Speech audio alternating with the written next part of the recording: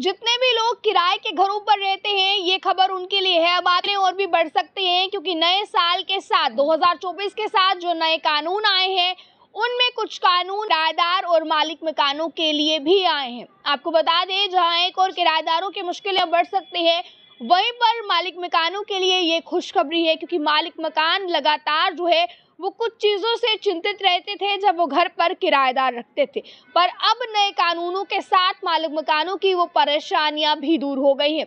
अब वो 3 कानून क्या हैं, इस बारे में जानकारी मैं आपको दूंगी। सबसे पहले मैं आपको ये बता दूं कि पहले जो है वो अगर आप लोग घर में किराएदार रखते थे तो आप रेंट एग्रीमेंट बनाते थे।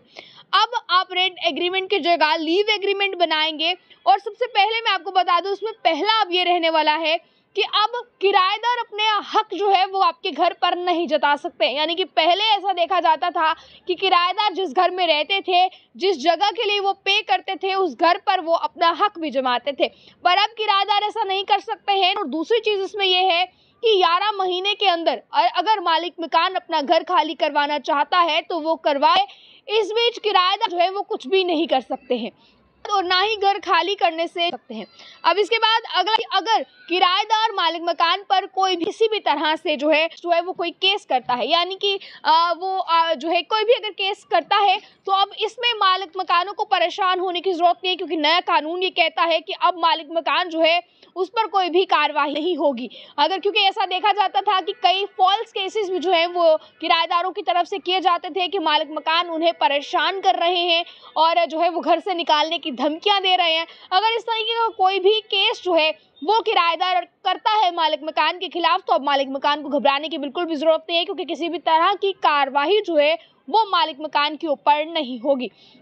इसके साथ मैं आपको ये भी बता दूं कि 3 बड़े अधिकार जो हैं वो मालिक मकानों को दे दिए गए हैं, जिस पर लगातार जो है वो किराएदार अब इस पर चिंता में पड़ सकते हैं। पर वहीं पर मालिक मकान जिन चीज़ों की मांग लगातार कर रहे थे, वो मांगे अब यहाँ पर पूरी होती नजर आ रही हैं। पहले जो आप किराएदार रखने से पहले रेंट एग्रीमेंट बनाते थे, अब उस रेंट एग्रीमेंट की जगह जो है वो लीव एग्रीमेंट बनाएंगे।